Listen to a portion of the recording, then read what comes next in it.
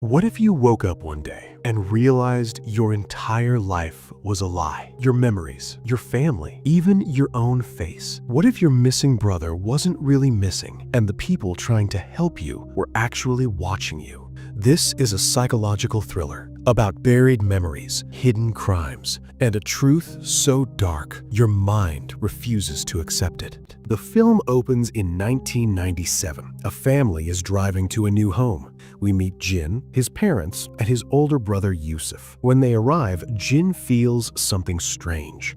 He is sure he has seen this house before, even though it is his first time there. Yusuf is smart, hardworking, and admired by everyone. Jin, on the other hand, is an average kid who struggles with anxiety and needs medication. He hasn't achieved much in life, but he deeply admires his brother. A year earlier, Yusuf was in a car accident that left him with a limp. After moving in, Jin has to share a room with Yusuf because one bedroom in the house is locked by the previous owner. That same night, Jin hears strange noises coming from the locked room. No one else hears anything. Later, Jin hears the sound again and walks toward the room until Yusuf suddenly stops him. The brothers go for a walk to a nearby hill with a view of the city. They enjoy the moment, but Yusuf gets a phone call and leaves Jin alone. On his way back, Yusuf is attacked by unknown men who try to kidnap him. He fights back, but before Jin can reach him, Yusuf is taken. Jin rushes home, tells his parents, and collapses. While unconscious, he dreams of someone interrogating him. Detectives arrive the next morning. Jin gives them the car number of the kidnappers, but the number doesn't exist in any database. Days pass, no ransom call, no clues. Jin continues to hear sounds from the locked room and keeps having the same disturbing dream. Then, on the 19th day, Yusuf suddenly returns home. Everyone is shocked and relieved, but Yusuf remembers nothing about the past 19 days. Doctors say he has temporary memory loss. One night, Jin wakes up and finds Yusuf missing from bed. The next morning, Yusuf claims he never left, but Jin notices something terrifying.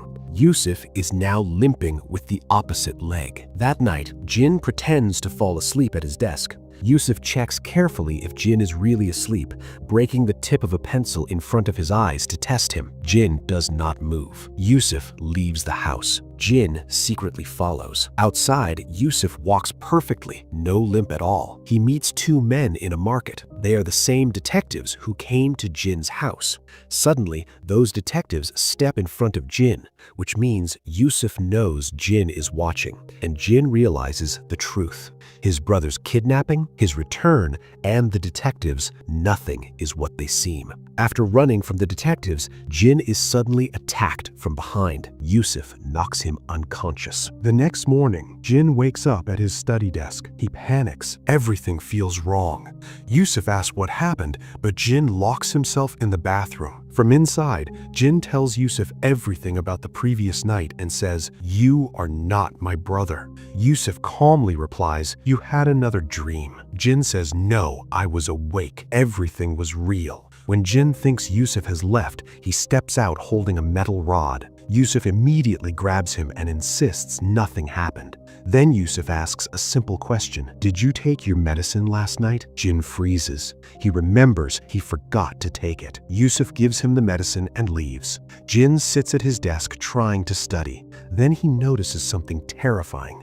The broken pencil lead is still on the table, proof that last night was real. Jin tells his mother everything.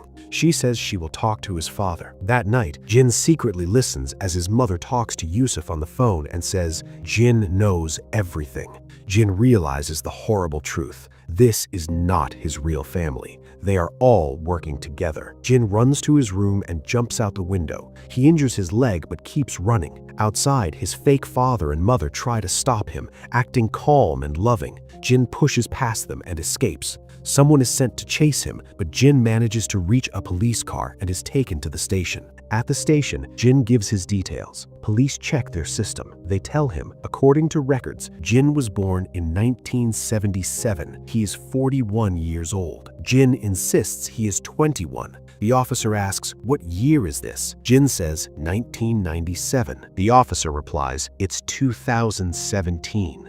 Jin is stunned. He looks into a mirror and sees a 41-year-old man staring back. Shaken but desperate for answers, Jin returns to the house. Inside, he sees the once locked room is now open. He enters. There is a large blood stain on the floor, as if two people were murdered there. His fake family appears. Yusuf finally tells the truth. 20 years ago, a woman and her young daughter were murdered in this room. The case went cold. The victim's family secretly hired Yusuf to find the killer. Yusuf's investigation led to one name, Jin. Yusuf captured Jin and interrogated him, but Jin never confessed. Then they brought in a psychiatrist, the man posing as Jin's father. He explained that Jin had lost his memory. Their plan? Hypothesize Jin and send his mind back to 1997, forcing him to relive the past. But something went wrong. Jin witnessed Yusuf's kidnapping. In reality, Yusuf had been arrested for a fraud case and spent 19 days in jail. The strange noises from the locked room, the detectives working inside investigating the old murders. Everything Jin experienced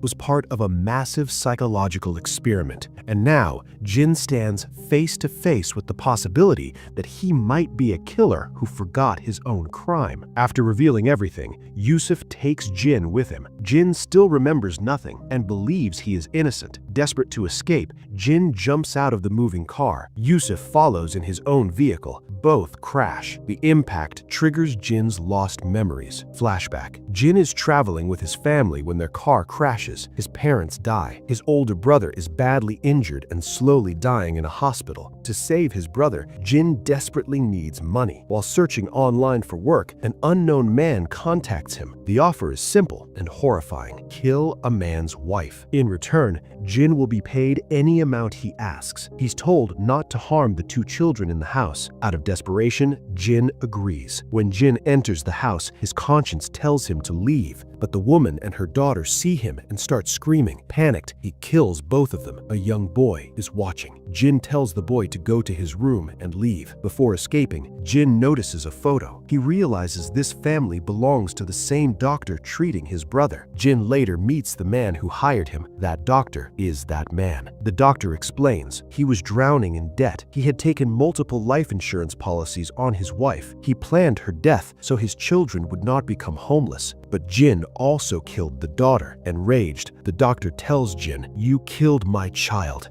Now your brother will die too." They fight. Jin pushes the doctor off a rooftop. The doctor dies. Back to present. Jin wakes up in the hospital. Yusuf appears and tries to poison him. Jin says, "I remember everything now." Yusuf reveals the truth. He is the little boy Jin spared that night. The doctor was his father. The murdered woman was his mother. The girl was his sister. After their deaths, Yusuf was abandoned by relatives and grew up alone. His entire life became one thing: revenge. Yusuf asks Jin, "Why didn't you kill me that night too?" Jin has no answer. Yusuf asks if his father planned his mother's murder. Jin lies. He takes full responsibility for everything.